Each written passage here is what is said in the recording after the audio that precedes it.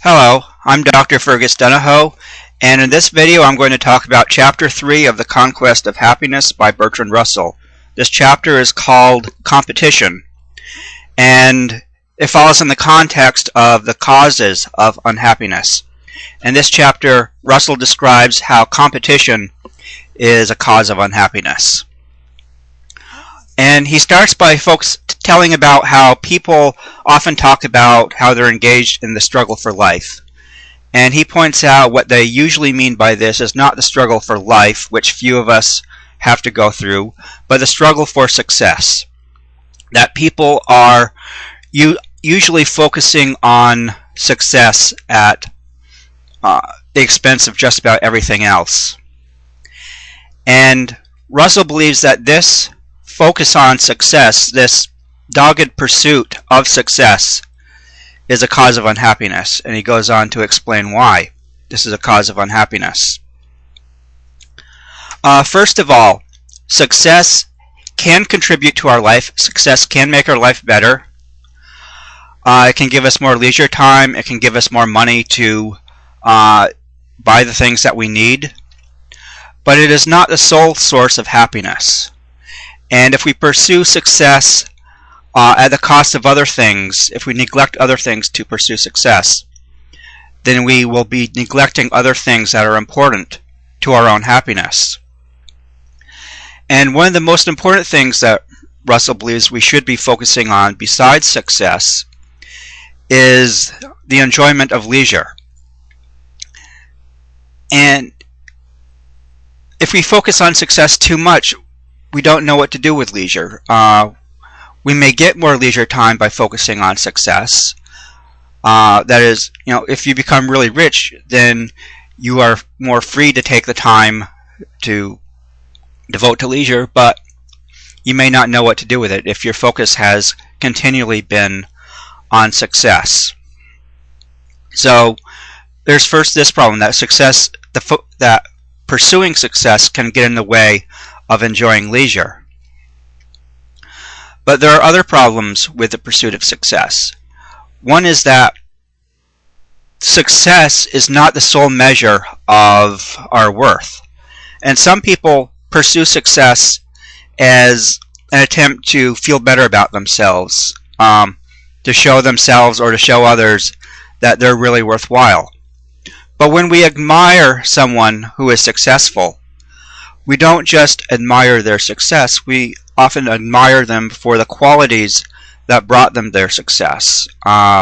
We may admire someone for his genius. We may admire a scientist for his genius or for his discoveries or for his contributions to the world.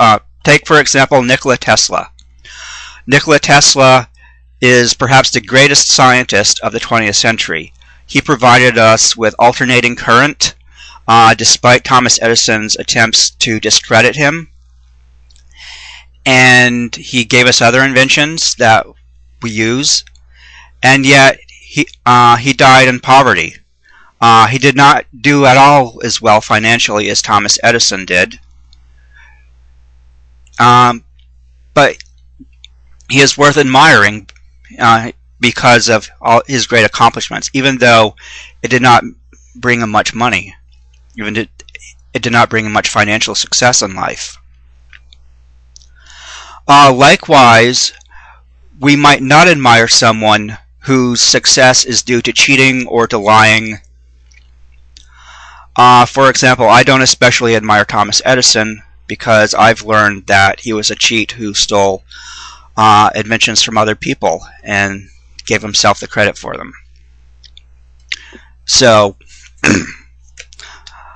I don't admire the successful Thomas Edison. I do admire Nikola Tesla, who was not nearly as successful. And so success is not the only criterion by which we should be admiring people. He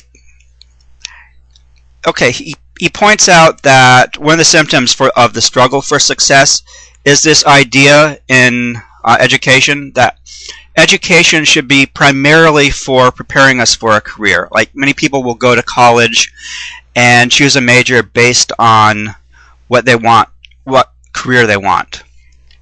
and choose their courses based on that, instead of choosing their courses based on what they're interested in, what they hope to learn about.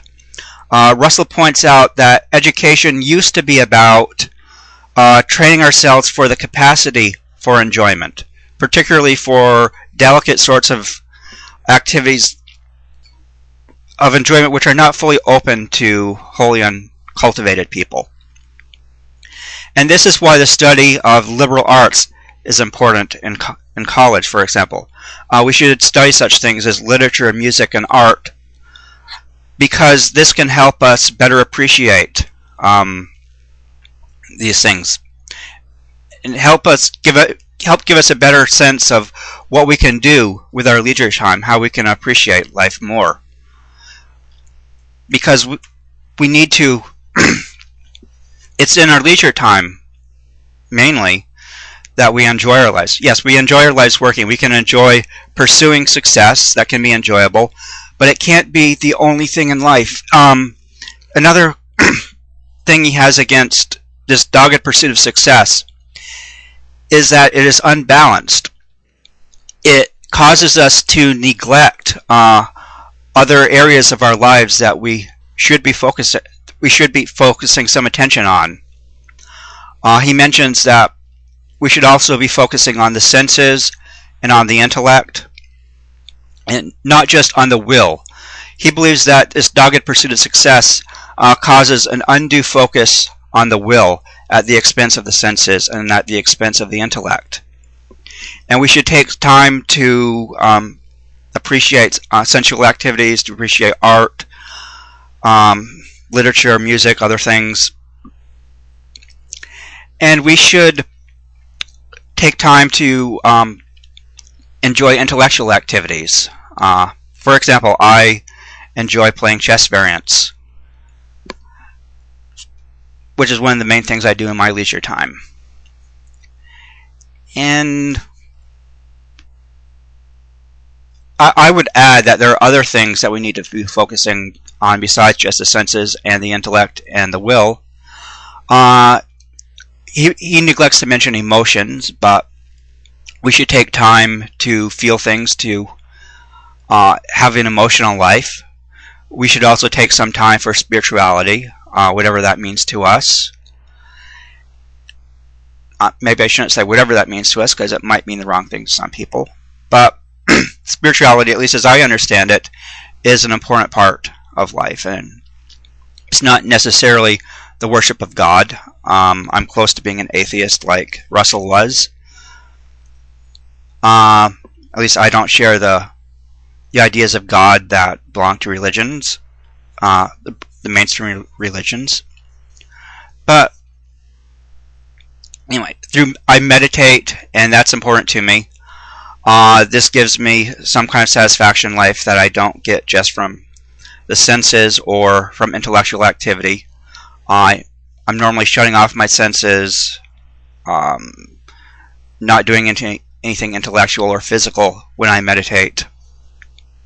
And yet, it's still worthwhile. So, I think the bottom line here for Russell, and I'm starting to run out of time here, is that the pursuit of success can make our lives unbalanced, and we don't want to do this. We need to have time for leisure. Leisure is very important. Russell has written something in praise of leisure, which I may provide a link to here. Not somebody else's video, but not mine. And we must have a balanced outlook on life, one that puts success in its place. Success can be important in its place, but it can't be the only thing in our life. We have to be able to enjoy the other things in life. And just a dogged pursuit of success can distract us from that, and so lead us to unhappiness. So we don't want to focus on success too much. We just need it enough to have the things we need in life. But beyond that,